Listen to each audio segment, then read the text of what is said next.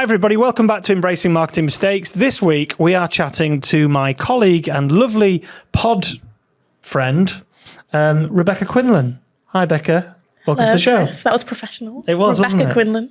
Well, Rebecca, I never call you Rebecca. That is my name, yeah. Yeah, but Rebecca or Becca? I'm a Becca, but I do like Rebecca professionally. Who calls you Rebecca? My mum. And who else? Anyone else? My grandma. Okay. I'm a Becca. But then it's weird because we've had a Becky. But this, I don't like this. So when people say Becky, yeah, that's like calling me Paul. Like it's just not my name. You're not a Becky. Okay. No. Okay, so don't call you. Well, I've never called you Becky, so that's good. No, Right, you haven't. Let's get. So why are you on the show today then? What are you here to talk about? Well, it's been a big week. Okay. It's been a really big week. A big week in terms of Mission Impossible new film coming out. Yeah. There's that. But I think it's a bit bigger than that. Prohibition Company Day at Hazelwood Castle, throwing axes, doing archery. Yeah, that was an incredible day.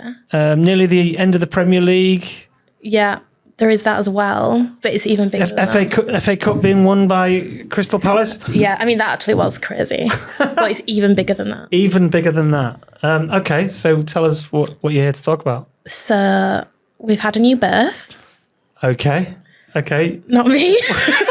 We being who? Evie Pig has been born. So Evie Pig. Evie Pig. Right, okay. So for all those Peppa Pig fans, yeah. Mummy Pig announced her pregnancy in February. Now, the announcement was interesting within itself. Did you see the announcement? The whole campaign is really cool. And I think how they've done it isn't necessarily a new concept, introducing a character sort of in this like PR capacity, but just the levels they've gone to. Have we mentioned it's Peppa Pig? So it's Peppa Pig. Yeah. It's Peppa Pig. Peppa Pig. So there's a new pig on the scene. They wanted to introduce a new pig to Peppa Pig. Yeah. To like the cartoon that everyone knows. And they've done that through just this really great campaign that I think is really clever because it's obviously not aimed at children how they've done it, which I think is super clever, and it's reached parents and use sort of modern pregnancy traditions to do that. It was announced like a royal birth, wasn't it? Yeah. So they did. So for those of you that haven't seen it, it was on Good Morning Britain. The announcement was on Good Morning Britain, wasn't it? In February, it was announced on Good Morning Britain that Mummy Pig is pregnant. But the way it was done as well is quite unique. Yeah. And so when you say, it's kind of like, I'm trying to think of other cartoons, but I can't think of any sort of cartoon where they've added a character and it's become like a national news story. Yeah, not to this extent. I mean, you've seen before with characters on like the sofa, like Fireman Sam's been on like the breakfast sofa before. And I think it was at Christmas when the new Gavin and Stacey came out, the Christmas special. Uh-huh. Do you remember seeing the Premier Inn campaign, The Occurring? Oh, and they use like occurring? Exactly. That's my impression of Nessa. That was quite good, actually. Thank you, thanks. And they used sort of a fake Nessa, right, to do that. Oh, so yeah, they've sort of, So they've. I feel like it's not a new concept, but just the levels that they've gone to at each sort of campaign spike is clever. What got me was when they announced. So obviously they announced she was pregnant in February, right? Yeah. But the fascinating thing was obviously it's a cartoon show, right? Yeah. So it's for kids. Mm-hmm. For any parent out there, I mean, you haven't been through this yet, but you will go through the pain of having to watch every Peppa Pig back to back. Peppa Pig at some point will come into your life and you'll watch it back to back to back, and it sends you slightly nuts. And so when I stared at I was doing something, I turned around on GMTV, they had the showbiz editor, is he Richard somebody? Yeah. And then he was interviewing Mummy Pig. Yeah. And it was done like genuinely like she was on the show, and they were chatting about a new addition to the family. It was the exclusive interview to announce her pregnancy, which then became like international news. Which became huge, and from there, Mummy Pig was on the cover of Grazia magazine, doing like an actual pregnancy shoot with the bump, which I thought was amazing. Actually, it looked really cool. How have they done this? Yeah, it's loads of broadcast national. It's all over the nationals. Whoever's done online. This is a genius. I think. What else have they done then? So they got Mummy Pig on the front cover of Grazia. Yeah. Did they interview her then as if it's her? Yeah. So they interviewed as if it was Mummy Pig. So it wasn't like the people behind it. Yeah. And it was Battersea Power Station launched the official VIP launch party for the gender reveal. What? So they released like pink into the air? The actual like towers were pink. They painted them, or did they? No, they lit them up. Oh, right, okay. Yeah. Nice. Like for a stunt? Mm-hmm. Right, nice. Yeah, for a stunt. And then, so they had the official gender launch party in there. So that was in collaboration with NCT. Okay. Which is the official partner with Peppa Pig as well. So that's National Children's Trust. So obviously like a perfect partner as well for Peppa Pig. Wow. I mean... So they've really thought, obviously... Yeah. It's not just sort of a fluffy campaign. There's obviously some... But all it is a new character to a TV show, and they've got all this PR coverage about... it's basically transcended from TV, which is weird. It's like transcended into stunts, experiential stunts, like at Battersea Power Station. Yeah. TV, they've got organic interviews on the national broadcast, which is really clever. Yes, so after Evie was born, which was on Tuesday... as of this week, when this has been recorded. From there, they'll do an official sort of cinema launch of that as well. On the 30th of May, it'll be in cinemas across the UK, and you can basically see the introduction of Evie Pig into the Peppa Pig community. I wonder if she's going to speak.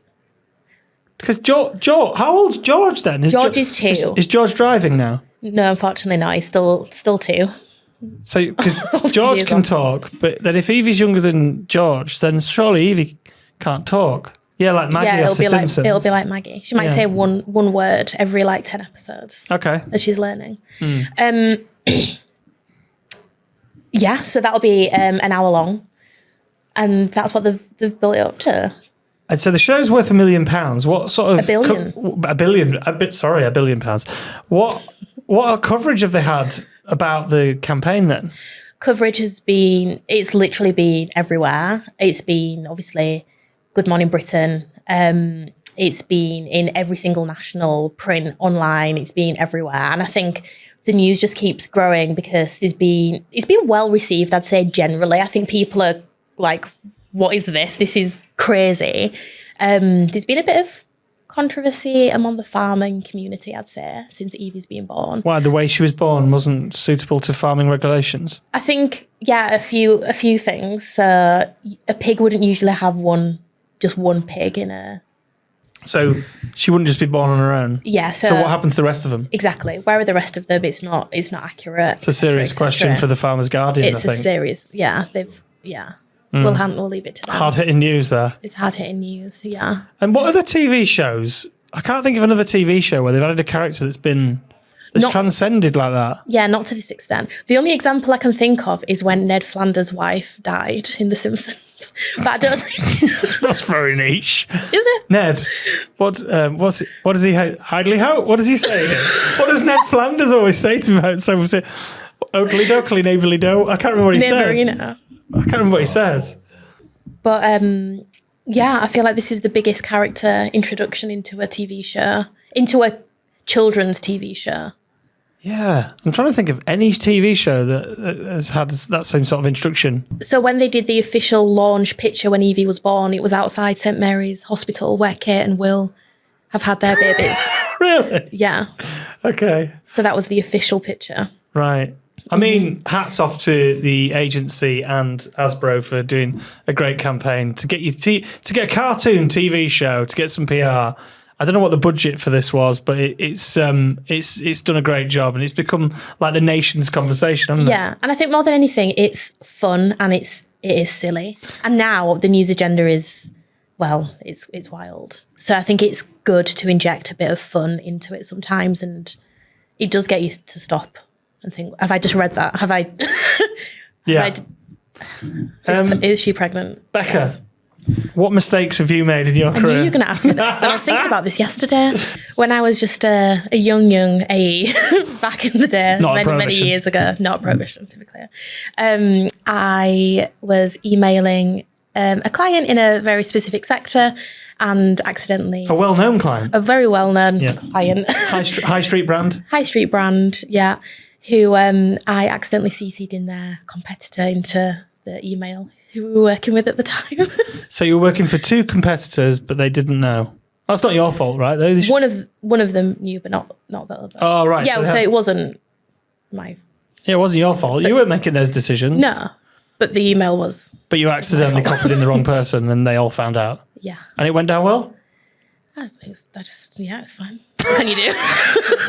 Did the client go off their head or? Yeah, they weren't happy, but I mean, it was bound to happen. It was inevitable. They would have had to have found out, I think, eventually anyway. So I just sort of, fast tracked that a little bit. Everyone's copied in the wrong person. Yeah. Everybody's done that. Everybody's done that. Or calling, misspelling names. I hate that. We've just had we did an interview earlier about someone's come on the show and they miswrote a word, software, missed the T. So it was software, but it was all over their exhibition stand. Oh no! So you think you copying in them's bad? Okay, yeah, that's worse. So yeah, that's not great. Oh well, I think it could have been worse. I think copying people in has happened. Yeah. Everybody's done that. And if you have done that, drop me a line because I'd love to hear what you've screwed up. We'll keep it anonymous.